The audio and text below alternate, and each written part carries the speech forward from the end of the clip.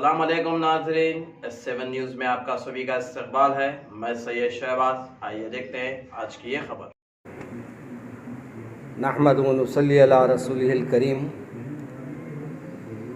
आज आप हज़रात ने ज़हमत फरमाई और जो कुछ मेरे साथ अफजलगंज के पुलिस अहदेदारों ने बदतमीज़ी की, उसके फ़ोटोज़ देखकर आप हज़रात ने कुछ सवालात मुझसे जो करना चाहते हैं ज़रूर कर सकते हैं मैं, लेकिन पहले मैं उसकी वजाहत कर दूं। दो को कुछ 2-4 मिनट कम ही थे कि मैं नए पुल पे पहुंच गया। नए पुल पे 2 रास्ते बनाए गए हैं। 2 रास्तों पर 2 साहिबीन ठहरे हैं। एक रास्ते पर तो जो उनको समझ में आते हैं उनको छोड़ा जाता है, और जो दूसरे रास्ते पर है वो सीधा जाके उस्मानिया दवाखाने के पास जो उनका ऑफिसर ठहरता है वहाँ जाकर उस गाड़ी को रुकाया जाता है। जब मेरे सामने से 2 गाड़ियाँ गुजर गई तो मैंने कहा कि देखो भाई, 3 मिनट काफ़ी है, 3 मिनट में मैं घर पहुँच जाऊँगा, मेरा घर पंजेशा में है। तो कहा नहीं, आप इधर से जाएंगे। मैंने कहा कि मुझे सब गाड़ियाँ इधर से जा रही हैं, मुझे भी उसी रास्ते से जाने दीजिए। मगर मौजूदा हालात में मैंने देखा कि पुलिस वालों के अंदर भी एक शर छुपा हुआ नज़र आया, और वो शर मेरे जितने वहाँ देर ठहरने पर इंस्पेक्टर या वो जो मौजूद था उसने जो अमल किया है उससे मुझे मालूम हो रहा था कि वो एक ही मज़हब के लोगों पे निशाना बना रहा है। मुझे हैरत ये होती है कि ये चेक पोस्ट हमारी हिफाजत के लिए बनाए गए या हमारे से लूटम लाट के लिए बनाए गए। हमारे कमिश्नर साहब हमारे को इतनी मीठी मीठी तकरीरें करते हुए अपने तरफ मायल करते हैं, लेकिन उनके ओहदेदार जो ठहरे हैं जिम्मेदारी लेकर वो जाहिलों से भी बदतर है। और मैं जब उनसे मुलाकात करने के लिए करीब गया और जाकर मैं अपना तारुफ पेश करने की कोशिश कर रहा था तो उन्होंने मेरे तारुफ को भी सुनने से मना कर दिया। मैंने कहा मेरे पास भी है, मगर वो कहा नहीं, आप ठहरिए, कोई बात आपसे करनी नहीं है। तो इस किस्म के जाहिल लोगों को अगर आप ठहरा करेंगे और फिर दौरा करके आप लोगों को ये समझाएंगे कि आप इत्मीनान से है, तो ऐसे जाहिलों पे भरोसा करके हम इत्मीनान से कैसे रह सकते हैं। आज ही मेरे सामने कई रिपोर्ट मैं खुद देखा हुआ। उमर रसीदा ज़ईफ़ साहब अपनी बच्ची की मिजाज पुरसी के लिए ओल्ड सिटी आए थे। वो बेचारे नामपल्ली में रहते हैं। उनकी गाड़ी को पकड़ लिया गया और उनको कह रहे हैं कि आप पैदल जाइए। क्या हमारे पुलिस वालों की आँख नहीं है? नौजवान चलो है भाई, आप नौजवानों के साथ करिए। एक ऐसी उम्र वालों के साथ जिसकी उम्र बेचारों की 60 से 65 साल की है, ऐसे लोगों पे ये जुल्म। और आप हुकूमत को खुश करने के लिए, कोर्ट के ऑर्डर को बजा लाने के लिए आप ये लूटम लाट का सिलसिला जो जारी करे हैं और सिर्फ एक तबके को जो निशाना बना रहे हैं, ये तो हैरत की बात है। आज मैं 2-3 मुकामात के तस्वीर मेरे पास लोगों ने भेजा, ये सिर्फ मेरे साथ हुआ है।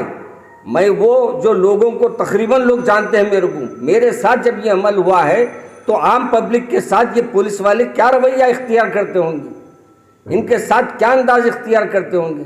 और फिर यहाँ का ACP हमारे, क्या है उनका नाम याद नहीं आ रहा, कोई आनंद साहब है शायद ना, आनंद, फ़ोन किए उनको, उनके ACP को फ़ोन किए। उसके बावजूद मेरे से ये कह रहा है कि इन्होंने मेरे साथ बदतमीज़ी की। मैं बदतमीज़ी करूँगा क्यों?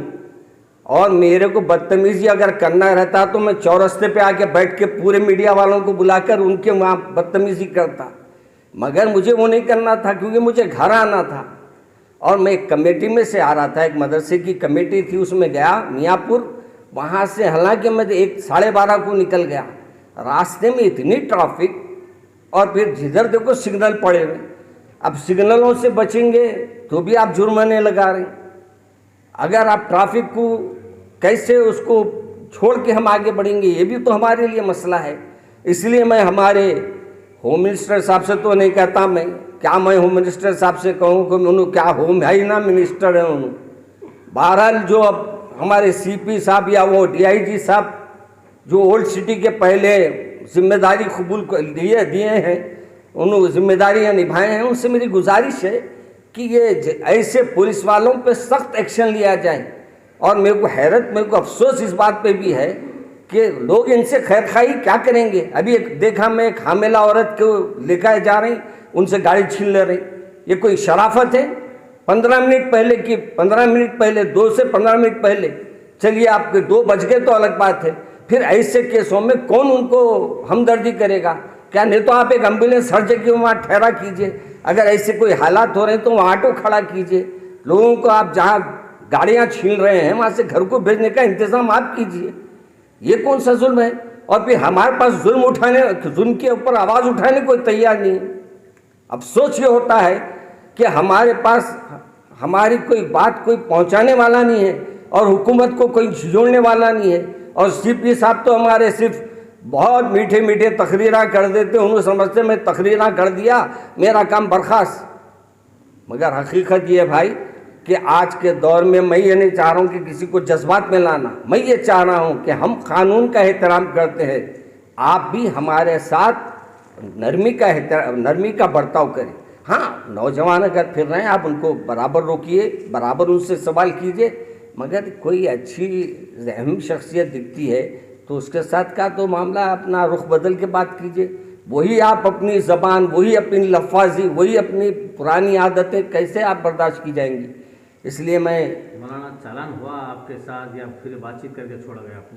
देखिए, मेरे को जहाँ तक इल्म हुआ है कि हमारे बिरादर अंसारी साहब ने बलाला साहब को फ़ोन किया था और फिर बलाला साहब भी वहाँ फ़ोन किए तो उनके सामने भी यही कमबख्त ने कहा है कि बहुत कुछ इन्होंने कहा, मतलब कि मेरे साथ लोग मौजूद थे वहाँ। मैं उनको सिर्फ यही कहा कि भाई मेरे पास भी है, मैं अपनी गाड़ी में आज नहीं निकला हूँ, मेरे पास अचानक मैं निकला था, एक दूसरी गाड़ी में मैं आया हूँ, मेरे को आप छोड़ दीजिए, मैं पंजेशा पे आऊँ। मैं इतनी बात पे वो ये कह रहा है कि मेरे से बहस करे, ये बहस है? कोई हाथ पे मैं बोला भाई मेरा पास है, देखिए बोल के हाथ बता रहा हूँ, मेरे हाथ को हाथ नहीं लगाना। हमारे इनको गाड़ी छीन रहे हैं, हम कुछ नहीं करना, इनके हाथ को हाथ लगाए तो इनको कोरोना हो जाएगा। हाँ, ये गाड़ियों के पैसे लूट के खा रहे हैं तो इनके ख़ानदान वालों को कोरोना नहीं होगा, इनकी नस्लें हराम में जाएंगी, मरेंगी इंशाअल्लाह। मौलाना, आपने कहा कि एक तख्ते को देखकर पुलिस पकड़ा जा रहा, तो इसका क्या मतलब, क्या ऐसा हो सकता है? मैं ऐसा महसूस किया हूँ आज, ये मेरे सामने हुआ है।